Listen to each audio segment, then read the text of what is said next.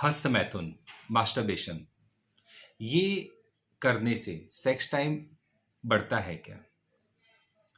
देखिए, इसमें 2 चीज़ें हमें ध्यान में देनी है।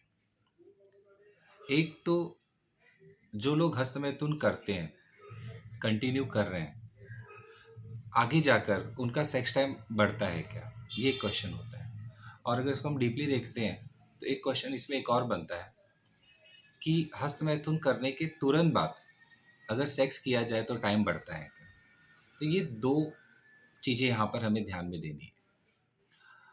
अगर हम पहले क्वेश्चन का अगर हम एक आंसर देखें, तो कोई भी व्यक्ति अपने टीन एज में जब वो सेक्स को समझने लगता है, तो सबसे पहले वो हस्तमैथुन ही करना शुरू करता है।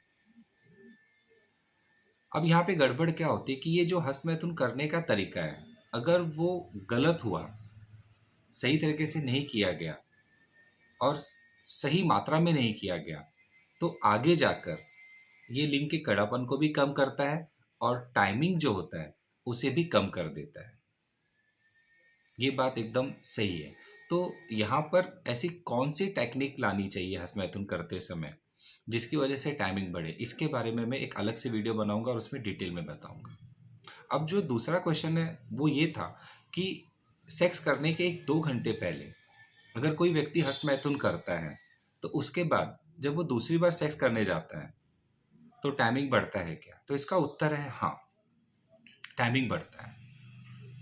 देखिए, जब भी कोई व्यक्ति पहली बार सेक्स करने जाता है, तो उसके अंदर जो सेक्स को लेकर फीलिंग्स होती है, जो भावना होती है, वो हाइपर होती है, पीक लेवल पे होती है।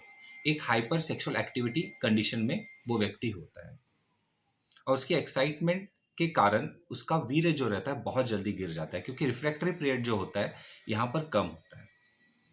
तो अगर कोई व्यक्ति सेक्स करने के 1-2 घंटे पहले हस्तमैथुन कर लेता है और उसके बाद में जब वो अपने पार्टनर के साथ फिर से सेक्स करने जाता है, तो यहाँ पर रिफ्रैक्टरी पीरियड जो होता है वो बढ़ा हुआ होता है, जिसकी वजह से उसका सेक्स टाइम बढ़ जाता है। लेकिन यहाँ पर एक चीज़ की कमी होती है, वो होती है उसके लिंग के तनाव की।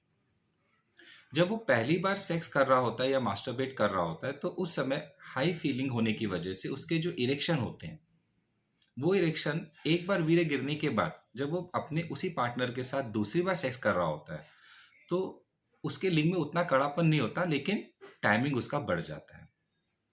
तो यहाँ पर हमेशा हमें याद रखना है कि हस्तमैथुन करने के 1-2 घंटे बाद अगर कोई व्यक्ति अपने पार्टनर के साथ सेक्स करता है, तो ऑलमोस्ट उसका टाइम बढ़ा हुआ होता है।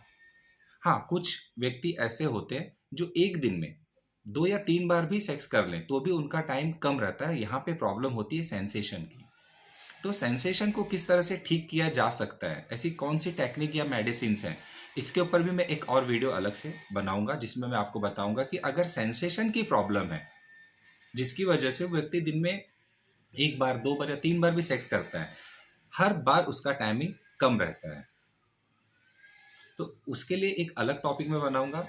यहाँ पर जो मुद्दे की बात थी वो ये थी कि मास्टरबेशन करने के बाद में अगर कोई व्यक्ति दूसरी बार सेक्स करता है, तो ऑलमोस्ट उसका टाइम बढ़ा हुआ रहता है और इसके पीछे जो साइंटिफिक रीजन होता है वो होता है रिफ्रैक्टरी पीरियड जो होता है वो बढ़ा हुआ रहता है।